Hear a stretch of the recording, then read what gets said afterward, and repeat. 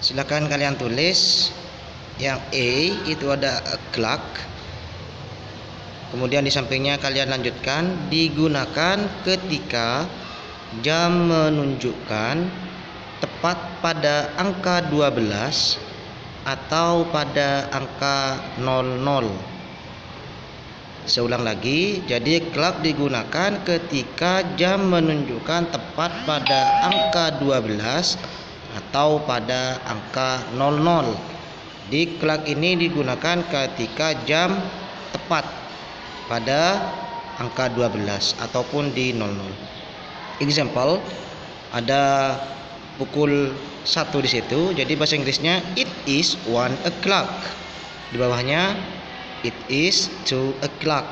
Nah, itu contohnya. Insyaallah kalau yang o'clock khususnya, insyaallah dapat kalian pahami, karena tinggal kita menambahkan it is atau it's, kemudian di belakangnya cukup menambahkan. Kemudian yang B itu ada past, artinya lewat. Kemudian penjelasannya, digunakan ketika jam menunjukkan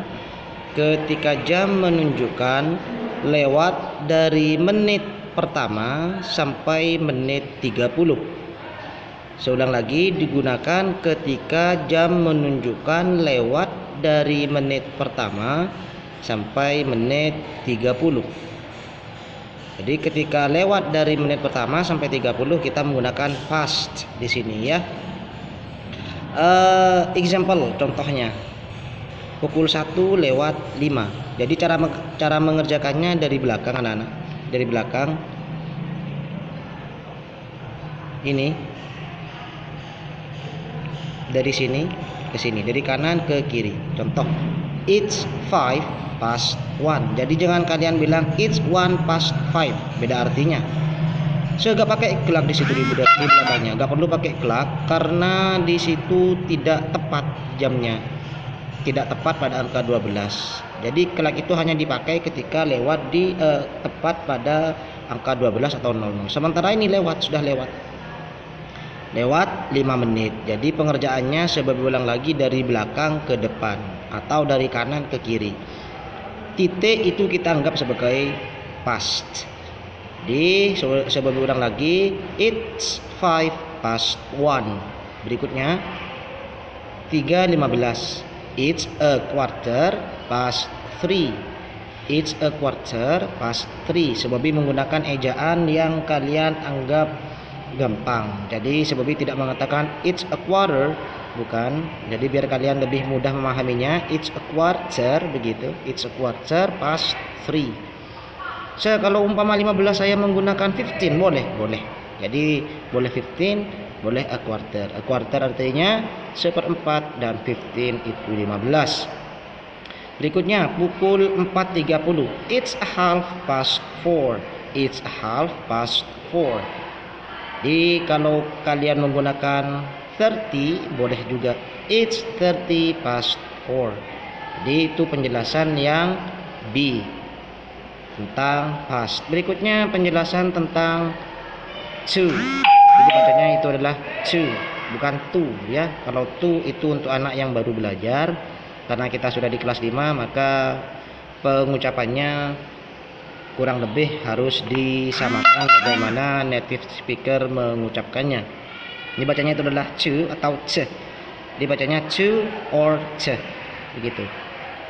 To itu artinya kurang. Digunakan ketika jam menunjukkan lewat dari menit 31 sampai 59.